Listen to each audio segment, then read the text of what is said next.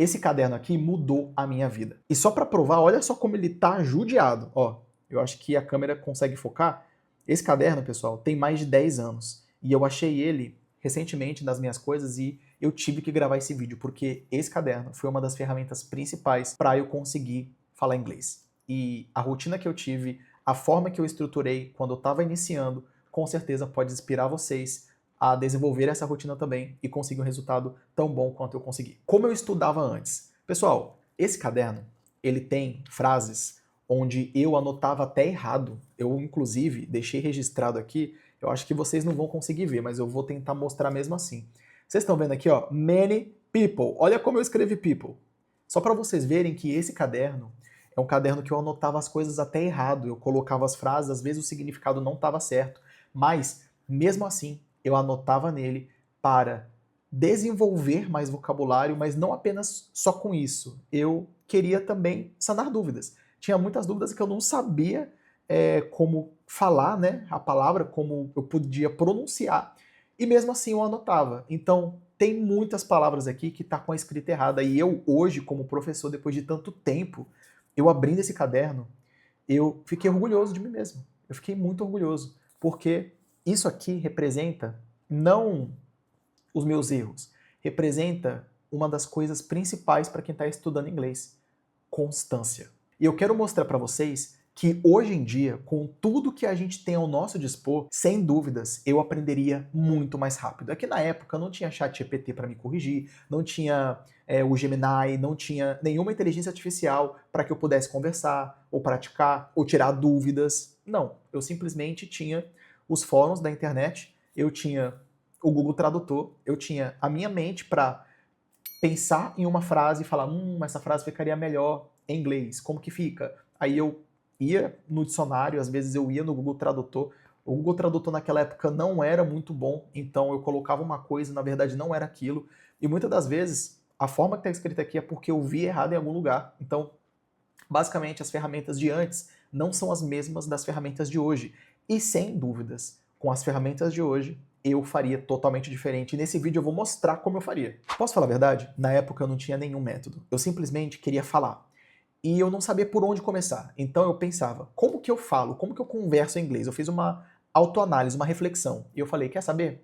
Eu começo com tal frase. Aí eu anotava essa frase nesse caderninho aqui. Ah, quer saber? Eu vou anotar tal frase. Aí eu anotava de novo. Eu colocava no post-it. Eu colocava, sei lá, não só no caderno, mas eu também colocava ao meu redor. Eu colocava os post-its em coisas para eu saber o nome daquilo. Então, assim, eu enchia meu quarto de post-it. Aonde minha mãe permitia, eu colocava na casa também, né? Aonde ela permitia. Então é só para vocês verem, pessoal, que eu não tinha uma direção. Eu não tinha como fazer. Eu só tinha realmente uma vontade muito grande de aprender. E eu fui lá e fiz acontecer. Mas eu não tinha uma rotina bonitinha. Eu simplesmente tinha curiosidade, absolutamente de tudo. Então, eu via alguma coisa, eu ia lá e anotava. Eu pensava em alguma coisa, em uma frase, uma expressão, eu ia lá, anotava no meu caderno em português e depois em cima eu anotava em inglês como que falava, porque como é um caderno pequeno, eu poderia levar em qualquer lugar. Então, na época, quando eu ia para algum lugar e vinha uma frase na minha cabeça, eu colocava em português e depois eu colocava em inglês devido ao tradutor, né, fazer o trabalho sujo. E depois, quando eu notava, né, que o tradutor não me dava a expressão correta, e eu sabia que não era correta, porque quando eu ia no dicionário, ou até mesmo nos sites, né, que já postavam antes a respeito de expressões, não era exatamente aquilo a forma correta de escrever uma determinada expressão. Então, por exemplo, tá chovendo canivete, né, que é o It's raining cats and dogs. Não é muito comum de você ouvir It's raining cats and dogs, é mais comum você ouvir It's pouring outside. Só que é uma coisa que eu não sabia. Então, assim, eu anotava o que eu encontrava primeiro. Então é por esse motivo que eu não tinha muito direcionamento. E eu tenho que falar para você que encontrar esse caderno foi um pouco estranho, porque veio à tona, né, todos os sentimentos na época que eu tinha ele, as curiosidades, sabe? Mas aquela sensação de que se eu seguisse com aquele método, eu não ia conseguir aprender muito bem. É uma sensação de que não importa o esforço que eu fizesse, parecia que não ia me dar o retorno daquilo que eu realmente queria. Mas, como eu disse, ele representa para mim hoje um símbolo de constância. de que se você conseguir perseverar naquilo que você quer, você vai conseguir um resultado ótimo. E não importa a forma que você faz aquilo, mas você vai conseguir o resultado daquilo que você tanto quer, contanto que você não desista. E dentro de diversas frases aqui desse caderno, eu encontrei "Let me think", "Let me see", "I think that's all", que são frases que dão aquele tempo para pensar. Eu, em diversos vídeos, falo dessas frases que dão uma sensação de paz, que você pode construir sua frase com calma. Essas palavras são chamadas de filler words, que são palavras usadas com o intuito de preencher lacunas enquanto você está pensando naquilo que você vai falar. E eu posso, se você quiser, e comentar aqui embaixo, eu posso dar uma aula de filler words com as melhores, na minha opinião, para vocês aprenderem. Então é só comentar aqui embaixo. Eu gostaria de uma aula de filler words. Então, comenta aqui embaixo se você gostaria e na próxima aula eu posso pensar em trazer aqui para vocês. Mas voltando para o assunto, eu anotava diversas frases como essa porque elas me ajudavam a pensar. E quando eu tinha uma ajuda para pensar, eu conseguia construir uma frase, nem que seja errada, mas eu conseguia entregar a ideia daquilo que eu queria dizer. E esse caderno, pessoal, é um caderno muito pequeno. Então, ele cabia no meu bolso. Ele cabe até hoje, né? É um caderno que cabe no meu bolso. Eu sempre fui uma pessoa que eu nunca gostei muito da parte digital, sabe? Eu gostava muito das coisas físicas. Até hoje eu sou um pouco assim, como por exemplo, livro. Eu gosto mais de livro físico. Eu compro o livro físico para poder ler ele de forma física. Eu gosto de ter papel em minha volta. Tanto é que eu tenho um caderno para onde quer que eu olhe. Eu tenho um caderno para todo que é lugar. Eu sou uma pessoa muito física. Apesar de eu gostar muito da tecnologia, eu gosto muito mais dela hoje, né? Porque dá para fazer muito mais coisas com ela hoje, mas com relação à anotação, organização, na época, até com a relação em inglês, eu gostava muito de ter coisas físicas. E ele, no meu bolso, eu sempre anotava com uma caneta. Tudo bem que anotar no celular era muito mais rápido, mas eu sempre gostei de anotar nesse caderno e acumular todas as minhas frases aqui. Então, ele era muito ágil, porque eu colocava ele no meu bolso, tinha uma caneta também pequena e eu anotava todas as palavras que eu pensava naquela época. No entanto, não funcionou tanto para mim anotar palavras soltas. Eu pensava numa palavra, eu anotava, só que eu não lembrava dela depois. Eu pensava numa outra palavra, não dava certo, porque eu esquecia desse termo depois. Então eu comecei a notar que todas as palavras que eu anotava, algumas vezes até frases, eu não esquecia de forma permanente, mas na hora de falar que eu precisava daquela palavra me dava um branco. Acontece que quando você escreve, você retém muito mais informação. É por isso que hoje eu peço para os meus alunos até terem um caderno físico, para que eles possam anotar e fazer alguns deveres de casa através dele. Porque dessa forma, a retenção ela passa a ser maior. Mas mesmo eu escrevendo, com esse objetivo, né, de ter a retenção, eu sentia que eu lembrava depois, só que na hora eu nunca lembrava de primeira. E isso era um problema, porque eu precisava daquela palavra em um contexto e ela nunca vinha na minha cabeça. Eu sempre esquecia. Talvez aconteça isso com você.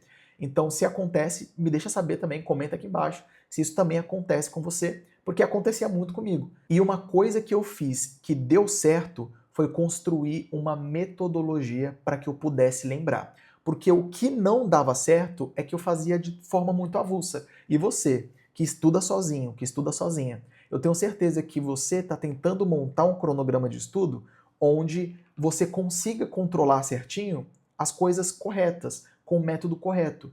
Porém, se você não tem uma metodologia de uma pessoa que já passou por onde você está passando, não tem como você ter um resultado rápido. Você pode ter resultados bons, que nem eu tive, mas nenhum resultado vai ser consistente. Nenhum resultado vai te salvar quando você precisar daquela palavra e aquela palavra não vai ir na sua cabeça.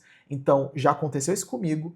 Eu anotava, sentia que, por eu lembrar, eu estava aprendendo, mas na hora que eu precisava daquela frase, daquele termo, não ia na minha cabeça. Por quê? Porque eu não tinha um método, eu não tinha um passo a passo. E é por isso que eu criei o Melingo.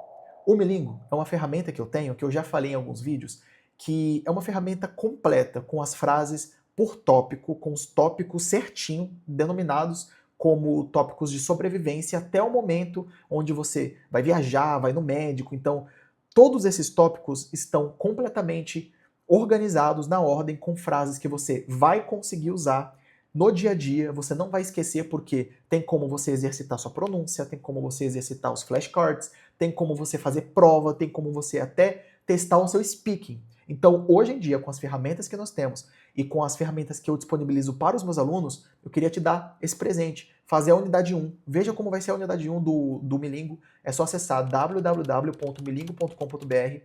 Eu já falei diversas vezes dele aqui no canal e eu quero comentar novamente. É uma ferramenta muito boa e com certeza você não vai se arrepender. É uma ferramenta ótima. E o bom é que a unidade 1 é gratuita. Você vai ter mais de 56 frases, 56 termos, onde você vai conseguir lembrar de tudo muito mais rápido. E o lado bom, você nunca mais vai ficar perdido com relação ao que você vai fazer. E de verdade, olhando para trás, vendo que esse caderninho, os post-its e diversas tentativas de erros e acertos que eu tive, me ajudou muito. Mas sem dúvidas, se eu tivesse ferramentas como o Milingo, por exemplo, eu teria um resultado muito mais significativo e, acima de tudo, muito mais rápido.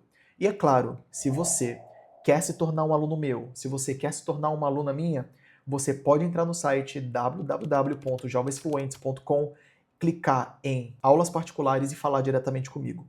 Vai ser um prazer enorme sanar as suas dúvidas, mostrar diversas outras ferramentas que eu utilizo com os meus alunos, porque o Milingo é uma das ferramentas que eu utilizo com eles, mas com certeza com o acompanhamento certo de profissionais, guiando você até o momento onde você vai ficar fluente e, acima de tudo, rápido, com certeza pode ser a melhor escolha para você. Muito obrigado por você ter assistido mais um vídeo aqui do canal.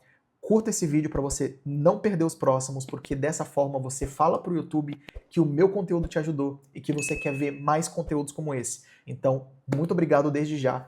Vejo você na próxima e até mais. Bye, bye.